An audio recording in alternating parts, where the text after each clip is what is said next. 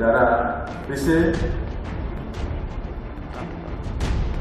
kita nyatakan, kita putuskan untuk ditahan di rutan Mabes Polri.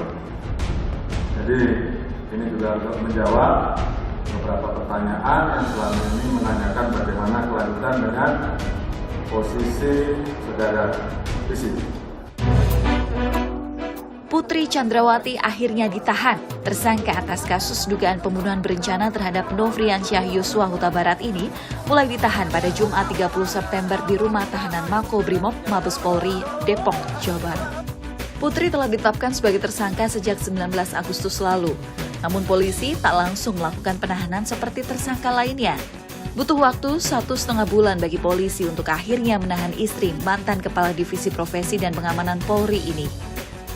Sama dengan 4 tersangka lain, Putri disangkakan pasal pembunuhan berencana dengan ancaman maksimal hukuman mati, penjara seumur hidup atau penjara selama-lamanya 20 tahun. Inilah yang menjadi bagian daripada circumstantial evidence atau barang bukti tidak langsung yang menjadi petunjuk bahwa PC ada di lokasi sejak di Saguling sampai dengan di Duren 3. Meski menjadi tersangka, sebelumnya Putri tidak langsung ditahan lantaran mengaku sakit. Ia diperbolehkan tetap tinggal di rumah. Selain alasan kesehatan, Komisioner Komnas Perempuan Teresian Iswarini menyatakan pihaknya memberikan rekomendasi kepada kepolisian untuk tidak melakukan penahanan terhadap perempuan yang memiliki isu maternitas menyusui hingga memiliki anak balita. Kita dibenarkan berdasarkan instrumen hak asasi perempuan, yaitu perempuan yang sedang menjalani fungsi maternitasnya seperti hamil, menyusui, dan mengasuh anak itu tidak ditahan ya, dan selama sebelum persidangan ya, dan itu berlaku tidak hanya untuk Ibu P, tapi untuk semua tahanan atau tersangka terdakwa perempuan. Sebelumnya Putri Chandrawati menjadi satu-satunya tersangka atas pembunuhan Brigadir Yosua yang tidak ditahan. Ia hanya dikenai wajib lapor. Kuasa hukum Putri Chandrawati, Febri Diansyah, menyatakan kliennya menghormati keputusan Polri tersebut. Walaupun berat, ia mengaku ikhlas ditahan di rutan Mabes Polri. Sekarang dengan mengenakan baju tahanan orange, Putri telah terlihat di tahanan Makobrimob. Titip anak-anak saya di rumah dan di sekolah mereka masing-masing. Untuk anak-anakku saya belajar yang baik dan tetap gapai cita-citamu dan selalu berbuat yang terbaik.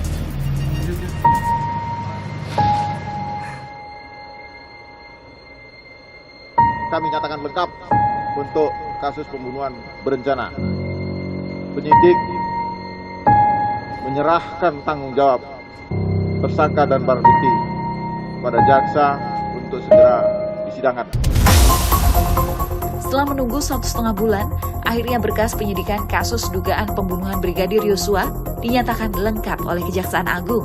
Selain kasus dugaan pembunuhan berencana Brigadir Yosua, berkas perintangan penyidikan atau obstruction of justice juga sudah lengkap atau P21. Dengan demikian, persidangan Sambo, istri, dan para tersangka lain akan segera digelar. Pada Rabu 5 Oktober lalu, Polri telah melimpahkan tanggung jawab dan barang bukti tahap 2 ke Jaksa Penuntut Umum.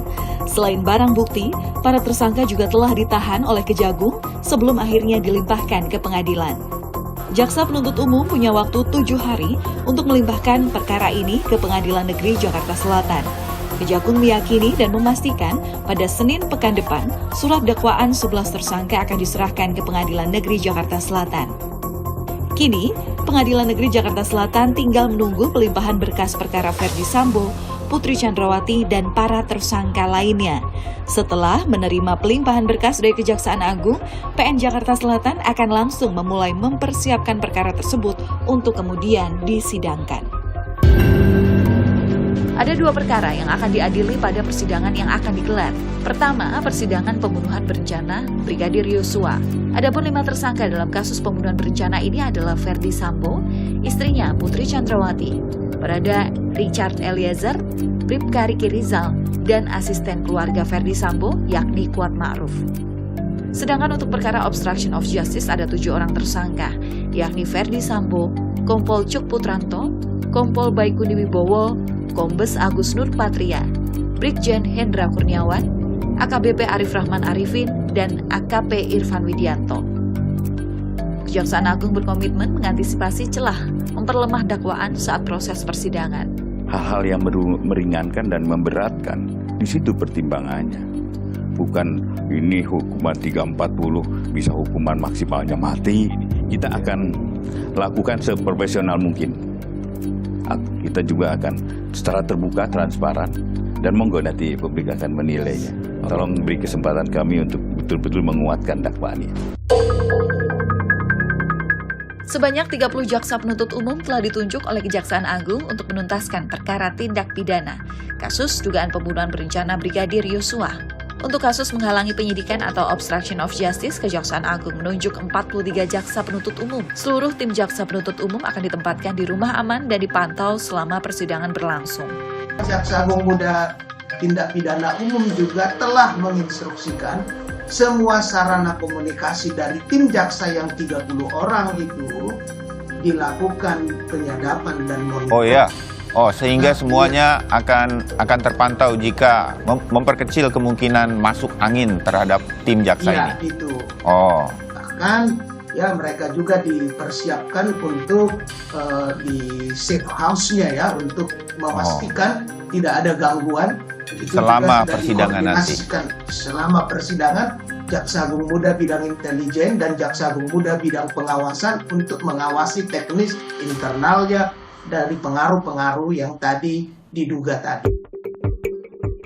Persidangan kasus Ferdi Sambo segera digelar. Masyarakat menunggu persidangan yang terbuka dan seadil-adilnya untuk mengungkap motif di balik kasus dugaan pembunuhan berencana Brigadir Yosua.